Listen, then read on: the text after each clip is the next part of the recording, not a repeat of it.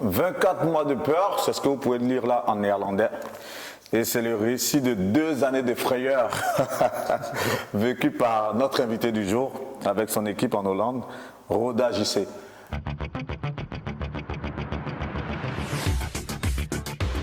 Aujourd'hui, le footballeur qu'il est a eu une très belle carrière et bénéficie aujourd'hui d'une retraite paisible entre Abidjan et Paris. Et bien entendu, forcément, durant toutes ces années où il a tapé dans le ballon rond sur un rectangle vert, il a vécu bien d'épreuves.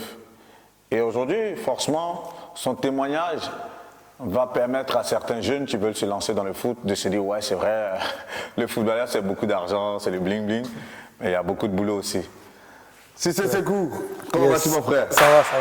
Ah ouais, ça fait la deuxième fois qu'on se retrouve. Hein. Ouais, c'est clair. Et là, du coup, c'était pas prévu, je tombe sur cet album photo, avec des images qui relatent, comme je l'ai dit, 2 années de frayeur. Ouais. Qu'est-ce que ça te comme souvenir là? Qu'est-ce que cela te c'est des moments inoubliables. C'est mon premier club de cœur en Europe. Voilà, c'est vrai qu'à partir de là, j'ai été transféré, mais on a vécu véritablement des moments de peur. C'est-à-dire, comme tu l'as dit tantôt, c'est 24 mois de peur, là où j'ai fait 12 mois dedans. Ouais. Donc, un club descendre en Ligue 2, c'est pas facile. C'est quelque chose de triste. Pourquoi? Parce qu'il y a beaucoup de personnes qui travaillent au sein du club. Tu as les cuisiniers, tu as les masseurs, tu as pas mal de image là, tu pleurais ou quoi dans les bras de ton... Non, là, c'était pas moi, là, c'était un ami. Ah, là ouais, ah, c'est pas toi? Non, c'est pas moi. Ah, bah il était pratiquement en larmes là. Ouais, il était en larmes parce qu'on venait de gagner un match très très difficile. Donc, l'émotion a pris le dessus. Waouh. Voilà. Là, on te voit dans tes chevauchés. Ouais, tout à fait. Voilà. Là, c'était le match de play-off pour ne pas descendre. Ouais. Donc, c'était vraiment difficile. À cet instant, toi, tu es l'attaquant sur qui tout le monde compte pour marquer le but qui va permettre de se maintenir. Qu'est-ce qui se passe dans ta tête? Ouais, tout à fait. Parce que là, on joue 2 matchs d'abord. 2 matchs de play-off. On réussit à gagner le premier match. Si on gagne le deuxième match, voilà, on est déjà maintenu. Et on fait un bon match à l'extérieur. Le dernier match, c'est à domicile. Si on gagne, voilà, on est maintenu. Et là, pendant ce moment-là, moi, je devrais aller en sélection. Donc, comme tu l'as dit tantôt, tout le monde compte sur moi. Et à la 60e minute, je crois, je marque 1-0. Et 3 dernières minutes, je sors. Pour moi, c'est déjà fini. J'ai l'esprit tranquille pour aller en sélection et tout. Et à la dernière minute, j'égalise. Donc, le match encore, il a rejoué. Mais cette fois, chez eux, je n'ai pas compris comment est-ce qu'ils ont fait le programme. Mais là, on n'est pas le tir au but. Le match devait encore se jouer chez eux. Et puis après, ils reviennent encore chez nous. Ah, il fallait reprendre le Il fallait reprendre, oui, parce qu'après, on a fait un match nul. 1-1 à l'extérieur.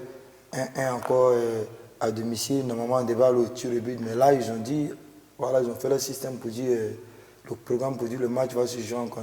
Moi, j'étais découragé.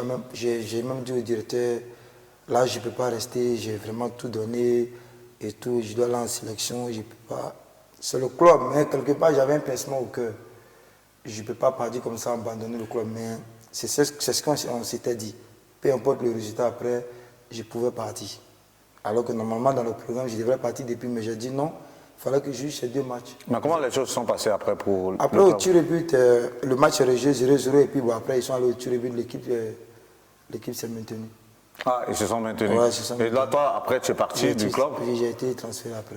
C'est là que tu vas faire notre, c'est ça? Voilà, c'est là que ma carrière a véritablement découlé, quoi.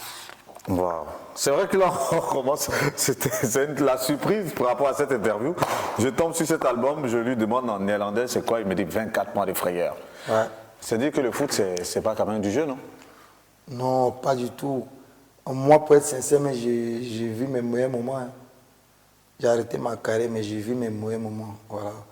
Parce que c'est beaucoup de choses en même temps que si tu n'es pas footballeur véritablement, tu peux pas comprendre. Mais quand tu dis, toi, tu vis tes meilleurs moments, ça contraste un peu parce que les footballeurs se disent que lorsqu'ils ne sont plus en activité, ils n'ont plus de l'argent, ils n'ont plus cette notoriété, ils sont plus sous les spotlights. Et toi, tu dis tu vis tes meilleurs moments. Ça s'explique comment? Oui, parce que moi, je suis beaucoup réservé. Hein. j'aime pas être trop vu aussi. En gros, ça ne m'intéresse pas trop.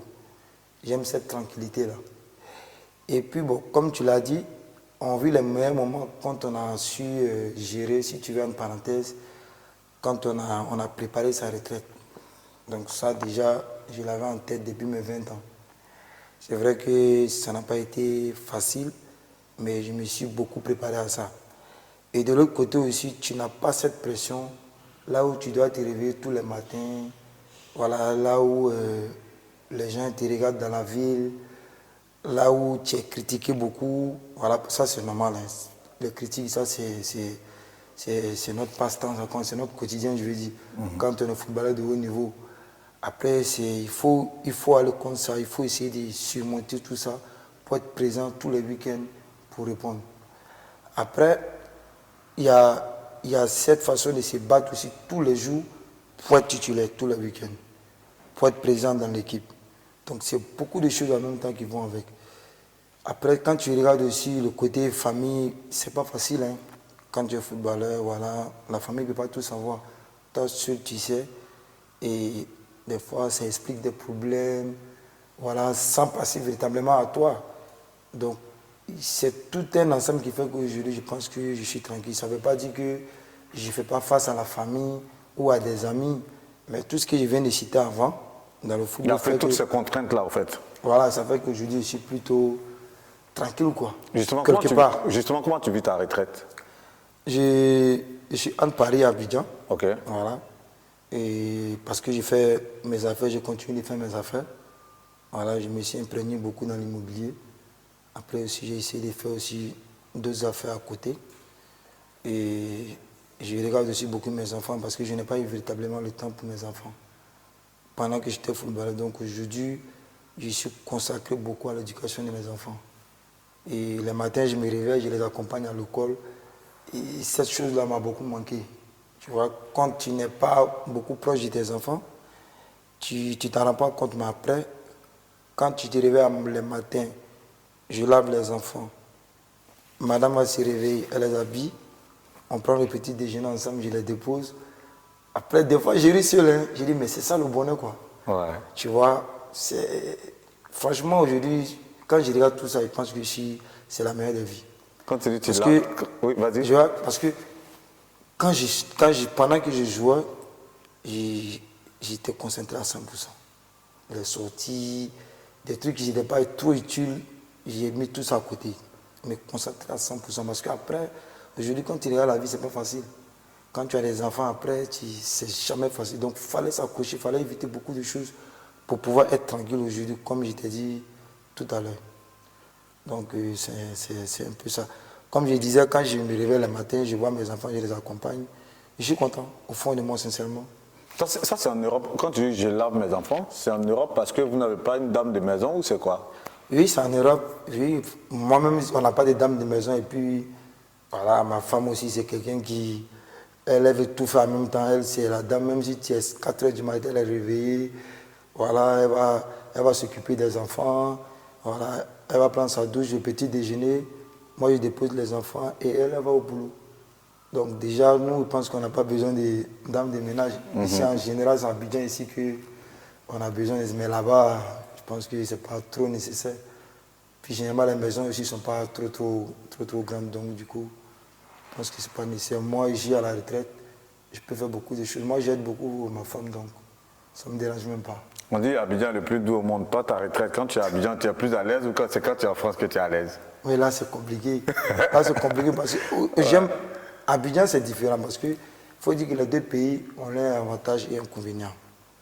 Voilà, parce que pour moi, l'avantage en Europe, pour moi, comme je suis quelqu'un qui aime plutôt la tranquillité, en Europe, je suis plus tranquille.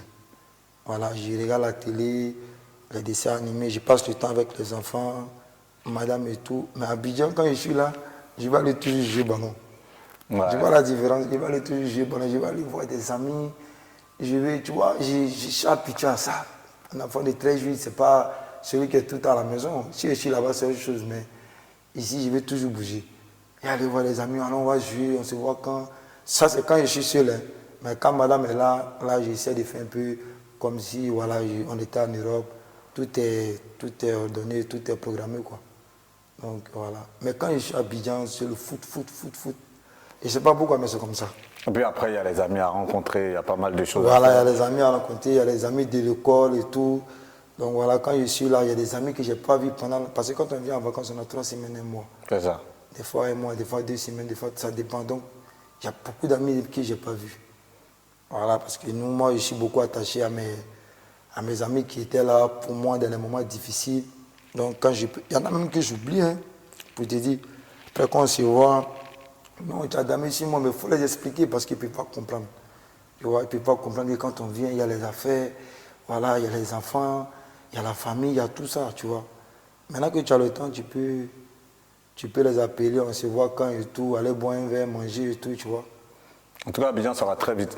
Tout à l'heure, tu as dit quelque chose qui n'est pas passé inaperçu. Tu dis que tu as investi dans l'immobilier. Pourquoi est-ce qu'on peut être amené à poser cette question de manière assez relâchée quand même?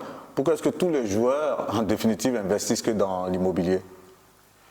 Parce qu'en général, l'immobilier, comme on le dit, les briques même, ça ne pourrit pas, comme on le dit. Je pense que, voilà, si tu veux faire le calcul de celui qui a l'habitude de boire les grosses bières, à comparer avec une brique, comme on le dit souvent, aujourd'hui, il a peut-être déjà 2 immeubles ou 3 immeubles. C'est clair, ouais. Tu vois, mais on est beaucoup pour être plus sérieux, on est beaucoup plus dans l'immobilier parce que c'est quelque chose de garanti. Comment c'est quelque chose de garanti, peu importe la situation, quand tu es chez toi, voilà, tu es plus tranquille. Ou bien quand tu as 2 bâtiments, 3 bâtiments, ou bien des maisons à louer, voilà, tu es plus tranquille. Mais n'empêche qu'il y a d'autres qui sont ici dans d'autres business, comme je l'ai évoqué tout à l'heure. Dans justement tes investissements dans lesquels, puisqu'on parle d'immobilier, on sait qu'il y a certains de tes collègues qui ont eu des soucis par rapport à des terrains. Le cas récent, celui avec Kolo, il y a eu aussi le problème avec Yaya Touré. Est-ce que toi, tu as été confronté à ce genre de problème où il y a eu des problèmes sur tes terrains ou sur tes constructions? Non, des litiges, non. Bizarrement, j'ai eu cette chance-là. La chance que je n'ai pas eue, c'est ceux qui travaillent sur mes chantiers. Ça, je n'ai pas eu cette chance, ça c'est sûr. Mais les litiges, non. Sur tes chantiers, ils ont fait quoi? Ben, ils ont fait ce qu'on sait. Hein. On va prendre de l'argent et ne pas travailler. Tu viens constater que le travail n'a pas été bien fait. Donc, il y a pas mal de choses qui se passent. Après, je trouve que c'est dommage parce que c'est des personnes qu'on a beaucoup considérées. C'est des personnes qui sont proches de nous. Après, quand tu apprends ça, tu ne peux pas continuer dedans parce que quelque part, ils sont en train de jouer avec ton avenir. Si on peut appeler ça comme ça. Voilà. Et ce qui fait encore plus mal, c'est qu'ils n'expliquent pas comme ça dehors. Tu sais, c'est toi qui as déconné, c'est toi qui n'as pas été sincère. Nous, on n'a pas besoin de parler en général. On n'a pas besoin d'aller dire non, tel ami m'a fait ça, telle famille m'a fait ça. Non, tu vois, ce n'est pas dans nos habitudes. Généralement, on aime laisser tomber. C'est pas grave, vas-y. Et moi, j'ai été confronté à ça 2, 3 fois même. Où j'ai dit, c'est pas grave, vas-y, c'est pas grave. C'était tes frères ou c'était des amis proches? Il y a eu des cousins, voilà. Après, les amis proches, pas véritablement. Toi, dans ta gestion, tu as plus confiance en la famille ou en tes amis? Ça dépend parce que moi, je regarde plus l'homme moi, je fais vite confiance. Ça, c'est l'un de mes défauts. Je fais vite confiance parce qu'au fond de moi, je ne suis pas quelqu'un même qui est un peu gauche, tu vois. Si je ne peux pas faire quelque chose, je te dis que je ne peux pas. Donc, pour moi, celui qui est en face de moi, je me dis tout de suite qu'il est un peu comme moi, quoi. Il est cash, il est direct, il est vrai. Mais c'est mal le connaître. C'est après tu te rends compte que tout le monde n'est pas comme toi. Tu vois, tout le monde n'est pas celui qui va venir te dire la vérité. Voilà, moi, tu peux me faire confiance, tout le monde n'est pas comme ça. Donc, généralement, j'ai eu ce genre de problème dans la famille. Mais comme j'ai dit, j'ai laissé tomber. C'est vrai que je n'étais pas content, j'ai laissé tomber. Et à ces personnes-là, j'ai fait du bien aussi, en plus de ça. Donc, après, je pense que Dieu regarde aussi tout ça. Hein, parce que quoi qu'on dise, quoi qu'on fasse, Dieu nous regarde, Dieu sait au fond ce qu'on pense réellement au fond de nous. Donc, je pense que si ça, Dieu m'a fait grâce. Tout ce qui a été abîmé, tout ce qui n'a pas été bien, Dieu m'a fait grâce, j'ai pu reprendre. Amen. Tu es quelqu'un de très croyant, ça, tu ne te le caches pas. Mais on va continuer à s'intéresser au monde des affaires. Tu es dans l'immobilier, certes, mais est-ce que tu as pu investir, toi, par exemple, dans les mines ou bien dans d'autres secteurs d'activité comme Drogba a pu le faire, par exemple? Non, dans les mines, non, je ne maîtrise pas. Je ne maîtrise pas. Et puis après, j'ai été aussi beaucoup méfiant, il faut le dire. Voilà pourquoi tu as posé la question tout à l'heure pour dire pourquoi est-ce qu'on est dans l'immobilier. Il y a des choses quand on ne maîtrise pas, même quand c'est bon des fois, il y a des gens, il y a des amis qui viennent avec de bons projets, hein, mais tu as peur. Parce que dans l'immobilier, on t'a fait ça, on t'a fait ça. Donc, généralement, on est beaucoup réticents. Tu vois? Donc, on préfère aller tout de suite, aller voir une maison, c'est combien? Tu vas donner l'argent, tu fais tes papiers, tu sais que tu as déjà une maison. Pourtant, comme tu l'as dit, il y a beaucoup de choses. Voilà, il y a le business des VA, il y a le business de taxi, il y a les business, il y a beaucoup, il y en a beaucoup, tu vois. Il y a l'élevage, il y en a pas mal de choses. Mais quelque part, pour même rentrer dans ce genre de business, il faut avoir un homme de confiance, tu vois. Deux hommes, même si c'est trois, même s'ils sont 5, 6, déjà, quand tu as un homme de confiance, 2, 3, 4, ça passe. En tant que jeune retraité, on peut dire que tu as réussi ta reconversion. Est-ce qu'on peut le dire? Oui, quelque part, je suis sur la bonne voie. Voilà, je suis sur la bonne voie. Et les footballeurs qui n'arrivent pas, on va dire, si tu as un message à faire passer à certains de tes amis quand même, parce que très souvent on l'entend hein, dans les échanges un peu informels, ah tel joueur est tombé, il n'a plus d'argent, on va parler vraiment de manière relâchée, parce que moi j'arrive souvent à m'expliquer chaque fois de dire quelqu'un qui a gagné autant de millions ou des milliards du jour au lendemain, on dit, mais selon toi, voilà, quel conseil tu peux donner à ces amis de qui on dit que ces personnes ont perdu du jour au lendemain autant d'argent amassé en le temps de leur carrière? Après, je pense que ces joueurs-là, moi, franchement, en tant que joueur, je ne peux pas les en vouloir. Parce qu'il y en a, moi, je t'ai dit tout à l'heure que j'ai eu la chance, Dieu m'a fait grâce, j'ai pu réparer ce qu'ils ont gâté. Si Dieu m'avait pas, honnêtement, pour être sincère, si Dieu ne m'avait pas donné la chance de jouer encore 4 ans, 5 ans sans blessure, je ne serais même pas, pour moi, je ne serais pas capable de, tu vois, pour moi, je ne serais pas capable de réparer tout ce qu'ils ont gâté derrière moi. Donc, est-ce que, eux, dans leur cas, est-ce qu'ils ont pu réparer ce que les gens ont gâté?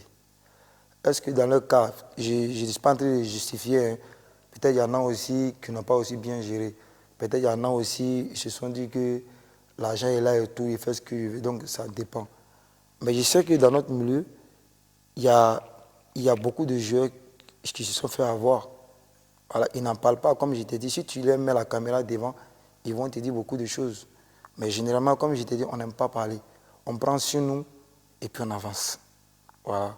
Tout à l'heure, tu disais que tu ne veux pas justifier, on va dire, l'état de certains de tes amis, mais forcément, dans une carrière de footballeur aussi, il y a beaucoup de folie. Là, on a Cissé Sékou.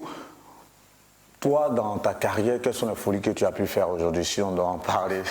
C'est vrai que tu es quelqu'un de très casanier, mais les folies, ça peut être peut-être l'achat d'une Bentley, d'une Ferrari, je ne sais pas. Quelles sont les folies que tu as pu faire? Moi, j'étais blessé, je suis allé à Cannes, à Saint-Raphaël, dans le sud. Ouais. Non loin de Nice et autres. Voilà, dans mes balades, je suis allé à Cannes. Je suis rentré dans une boutique de flip-plein et j'avais une veste qui coûtait 2500 €. Et j'ai acheté.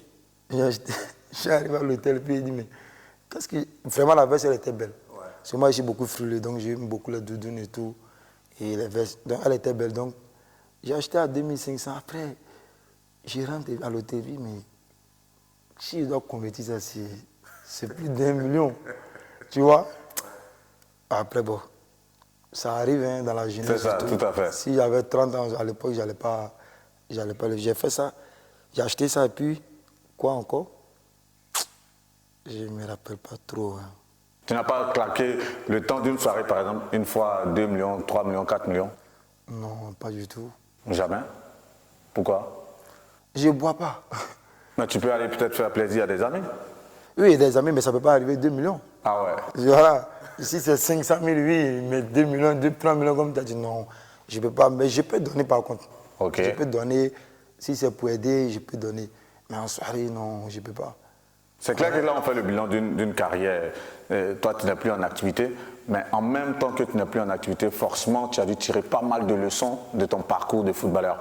Là, aujourd'hui, on sait que tu es père de quatre grands garçons. Est-ce qu'ils rêvent de devenir footballeur comme leur père? Je pense le premier, oui. Les autres, ils ne savent pas encore, ils sont encore petits. Le premier, lui, il aime beaucoup le foot. Voilà, il me suit beaucoup. Voilà, il copie un peu beaucoup sur son père et tout. Et je pense que lui, je pense qu'il peut avoir du caractère. Il y a tellement de petits centres de formation assez sommaires où les enfants de 10 ans, 11 ans, on les voit taper dans le foot. Est-ce qu'ils savent les sacrifices qu'il y a à faire? Est-ce qu'ils savent ce qui les attend? Si toi, tu as un conseil à leur donner, bien si tu as quelque chose, un message à faire passer à tous ces garçons amoureux de football, ce serait quoi? Bon, je pense qu'ils ne savent pas, ils ont 12, 13, 14 ans, ils ne savent pas après. Ils ne savent pas après ce que le foot est. Ils ne connaissent pas véritablement les difficultés du football. Voilà. Après, tout comme moi, hein, quand je commençais, moi, c'est quand j'arrive à Roda, je me rends compte que c'est une autre réalité. Là, on t'envoie visiter ta maison, on te donne une voiture, une carte bancaire, on t'habille même en costume. Moi, je n'ai jamais porté de costume de ma vie. J'arrive ici dans un club, on m'habille en costume pour aller au match. Là, c'est une autre réalité. Tu ne t'en rends pas compte, c'est là que je veux dire, la tête tourne. Tu es en face de quelque chose là où tu dois assumer. C'est comme si ce soit tu peux, soit tu ne peux pas. Là, On te responsabilise au fait. Tu te responsabilises. Là, c'est le mental. Donc, je pense qu'un enfant de 12, 13 ans, il ne sait pas. Si tu communiques, nous, on doit être là pour communiquer avec les jeunes. On doit beaucoup parler aux jeunes. Parce que la réalité, elle est là, une fois sur place. Tu as je veux dire, tu as les 4 saisons, l'hiver, le printemps et tout. Il y a l'été. Je veux dire, il y a beaucoup de choses. En hiver, voilà, c'est difficile. Il faut être prêt mentalement. Voilà, il faut assumer beaucoup de choses, comme je l'ai dit tout à l'heure. Mais un enfant, il faut beaucoup communiquer. Lui, il ne peut pas savoir tout ça. Lui, il a juste envie de s'amuser. Comme on a commencé au début, on veut s'amuser. On tape dans le ballon. 15, 16 ans, quand tout le monde commence à dire non, tu es bon, tu as du talent et tout, toi, tu peux y arriver. Là, on parle d'abord du côté terrain et tout. Mais une fois en Europe, il y a la réalité qui est là, qui est en face. Tu vas te réveiller tous les matins, entraînement 2 fois, 3 fois, match devant 50 000 spectateurs, 40 000, est-ce que tu peux, est-ce que tu n'as pas cette peur-là? Il y a beaucoup de choses. Donc les enfants, il faut les préparer à ça. Au final, le métier de footballeur, quand il est décrit en tant que tel, il fait peur, non? Ou quoi? Je dirais non, parce qu'avant tout, c'est un jeu de sport où on prend du plaisir et tout. Il ne fait pas peur. Comme je l'ai dit, moi, je pense que c'est plutôt le mental. Si tu arrives, franchement, à t'imposer mentalement, tu as du caractère, tu peux faire une belle carrière. Voilà, tu as du talent, mais tu peux avoir du talent et puis bon, excuse-moi du terme, tu as la carrière d'une gonzesse, tu te laisses bouger sur le terrain, voilà, à la première critique, tu baisses la tête, tu rates une passe, tu baisses la tête, tu ne peux pas. Justement, parlant de carrière, si toi, tu dois aujourd'hui jeter un regard sur ce que toi, tu as eu comme carrière, qu'est-ce que tu dirais? Je peux être fier. C'est vrai qu'il y a des amis qui disent que tu aurais pu faire mieux. Mais moi, je positive toujours. Hein. Je ne veux pas toujours rester dans... Voilà, je pouvais devenir, je pouvais... Non, moi, je pense que des fois aussi, je pense que c'est le destin. Voilà, je me suis beaucoup blessé, ça a freiné beaucoup mon élan. Je pense qu'à partir de là, comme je dis, je n'ai pas lâché. Si je suis revenu encore, c'est parce que mentalement, j'étais déjà prêt. J'ai répondu présent au moment où je devrais encore relancer ma carrière. Les blessures m'ont lâché pratiquement à partir de 29 ans. Hein. Donc de 29 ans jusqu'à 35 ans, c'est pratiquement 5 ans ou 4 ans et puis c'est fini. Donc c'est là que je me suis accroché pour pouvoir bien terminer. Mais avant ça, beaucoup disaient que voilà, tu allais partir ici. J'ai eu même des propositions de grands clubs. Hein.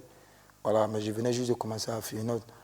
Mais c'est parce que j'étais dans les bons moments, c'est parce que je n'étais pas blessé, c'est parce que j'étais dans ma meilleure forme. Voilà, donc après, comme je l'ai dit ici, mentalement, tu n'es pas prêt, c'est compliqué. Aujourd'hui, je peux être fier de ce que j'ai fait. Je ne regrette pas. Puis bon, les choix que j'ai faits aussi, je les assume. Côté blessure, je pense que ça, c'est le destin, je ne pouvais pas. Mais tout ce que je peux dire, c'est de merci à Dieu pour tout ce qu'il a fait dans ma carrière, quoi. Justement, quand tu penses à tes moments prolifiques en équipe nationale où tu plantais des buts chaque fois qu'on t'appelait, qu'est-ce que ça te fait là aujourd'hui? C'est des bons moments, hein. C'est des bons moments. Voilà. Je vois que tout mon quartier était fier, mon centre de formation, mes amis d'école. Il y en a même, je sais que quand ils sont au boulot, ce coup-ci, c'est mon ami, on était dans la même classe, on était des menteurs. Il est obligé de m'appeler des fois. Je dis, mais pourquoi les gens ils pensent comme ça? Avant de devenir quelqu'un quelque part, on vient de quelque part, non? Je pense. Hein, c'est clair, ouais. Avant de devenir quelqu'un, on vient de quelque part. Donc, si j'ai été dans la même classe que lui, il y a quoi d'étonnant et de choquant? si on ne peut pas être ami à ce coup-ci, c'est où Didier Drogba, ou bien j'ai vu ça que quelque part, on n'est pas des êtres humains. On vient forcément de quelque part. Si on veut expliquer notre histoire, on vient forcément de quelque part. Donc c'est normal que les gens là nous connaissent. Donc, je pense que moi, ces moments-là, vraiment, j'ai vu beaucoup d'amis qui étaient fiers de moi, voilà, des frères, la famille et tout. Ceux qui étaient là pour moi, j'étais vraiment content. C'est clair que tu essaies de relativiser et ça, c'est tout à ton honneur. Mais tout de même, est-ce qu'avec l'équipe nationale, tu ne penses pas que c'est une symphonie inachevée? Oui, on peut dire ça. Mais tu sais, quand tu joues en Côte d'Ivoire, avec tous mes respects que j'ai pour les autres pays, tels que les petits pays, ce n'est pas la même chose. La Côte d'Ivoire, c'est la Côte d'Ivoire. La Côte d'Ivoire, c'est le pays d'Yaya Touré, c'est le pays de Didier Drogba et tous les grands joueurs, Bakayoko Ibrahim, tous les grands joueurs qui sont passés. La Côte d'Ivoire, on n'a pas le temps pour les joueurs qui ne se donnent pas, ou pour le joueur qui est blessé. Donc la Côte d'Ivoire, ton remplaçant, c'est rapide, quoi. Donc, le moment où moi j'étais blessé, la Côte d'Ivoire avait des bons joueurs pour me remplacer. Voilà, là, il faut avoir le courage, je le dis, c'est des bons joueurs.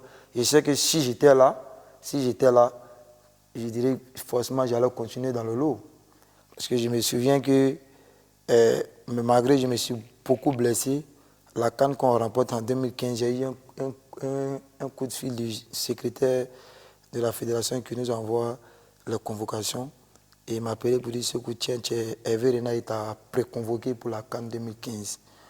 Donc comme je disais, avec tout ce que j'avais traversé, à 30 ans encore, je répondais présent dans le championnat belge. Donc, vu tous mes efforts, Hervé Renard m'a présélectionné. Après, je pense qu'il y a une histoire de 3 milliards ou bien combien de milliards pour décaisser pour les éléphants qui doivent aller à Dubaï pour la préparation. Il y a eu beaucoup de bruit dessus. Donc, la date qui était prévue pour aller en stage n'a pas été honorée parce qu'il y avait ce problème-là. Donc, au finish, Hervé Renard est parti avec 23 joueurs, les joueurs avec qui il avait commencé les éliminatoires, au lieu de partir avec 26 ou 28 comme prévu en stage. Donc c'est comme ça que je ne suis pas parti à la CAN parce que j'étais confiant. Je disais si je dois partir, je ne vais pas pour faire de la figuration. Ouais. Voilà. Parce que quelque part, j'avais confiance, je suis comme ça de nature.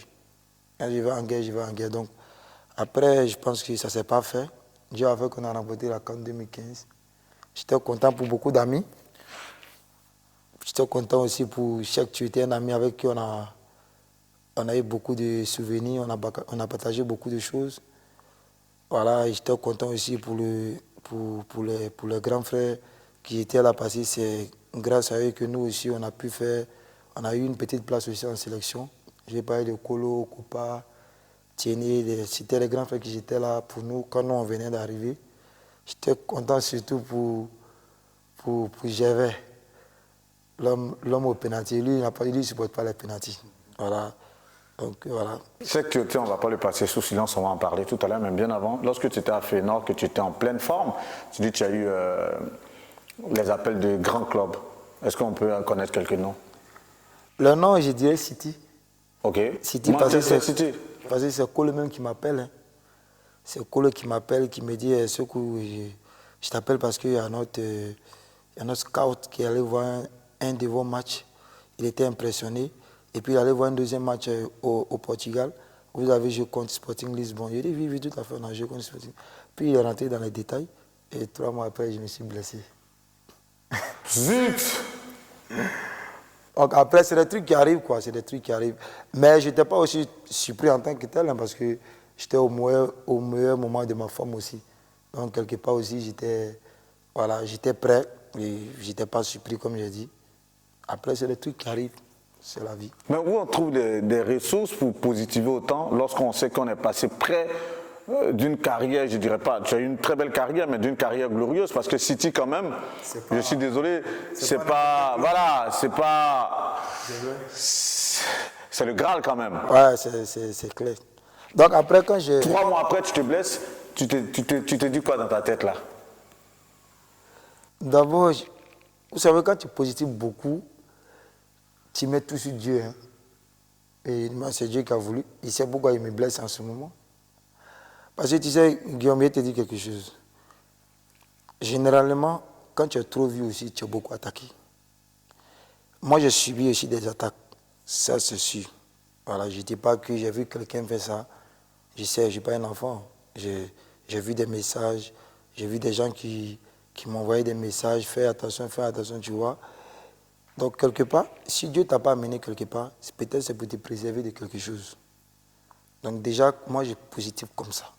Si je n'ai pas eu la carrière d'un tel joueur, un très grand joueur, ou bien je suis parlé d'un très grand club, peut-être que Dieu m'a épargné pour quelque chose. Mais quand tu as été attaqué, qui pouvait t'en vouloir à cet instant-là? Je ne peux pas savoir. Ben, si tu en parles, c'est que peut-être tu as une idée quand même. Non, je ne peux pas avoir une idée. Bizarrement, sincèrement, je ne peux pas avoir une idée. Parce Pour toi, que déjà, cette attaque peut venir de certains amis footballeurs ou de la famille ou de tes amis. ça peut venir de partout. Ça peut venir de partout. Parce que si je te dis, franchement, quand tu vas quelque part, ou tu es dans une famille, où tu sais que tu as fait du mal à quelqu'un, il faut t'attendre qu'on peut t'attaquer aussi. Donc si tu me demandes, je te dis, je ne sais pas, parce que je n'ai pas fait du mal à quelqu'un. Donc quelque part, je ne peux pas savoir que... Des fois, mais je ne crois même pas. Hein. Mais je te dis que je sais. Mais des fois, je ne crois pas. Je dis, non, c'est pas possible. Je dis, non, toi, ce coup, tu aimes trop ça. Mes amis qui sont vraiment, tu aimes trop ça. Quand on te dit, toi, tu prends les trucs, tu ne prends pas les trucs de série, je dis, laissez ça là. Parce que je suis comme ça. Tu pourras pas, tu vas me dire, donner quelque chose de me laver avec, ou de mettre sur moi, je ne vais pas mettre. Je ne vais pas mettre. J'ai eu des propositions comme ça, les gens sont, j'ai dit, moi là, je suis comme ça, je ne peux pas. Tu ne peux pas me donner quelque chose pour dire, pour moi c'est de la triche. Si tu me dis de prendre ça pour me laver, parce que j'ai joué dans un grand club, si je me lave avec et puis je m'ai signé dans un grand club, pour moi, c'est pas moi-même, c'est pas mes efforts, tu vois ce que je veux dire. Mais pourquoi? Peut-être que tu as un karma naturel, mais qui a été brûlé quelque part, et c'est une manière pour toi on va dire, de pouvoir tuer ce mauvais sort. Pourquoi est-ce que toi, tu peux te dire que non, tu ne vas pas le faire? Tu sais quand même qu'il y a le mauvais œil qui existe. Oui, je sais, bien sûr. Voilà pourquoi je te dis que je sais que quelque part, j'ai été victime des attaques.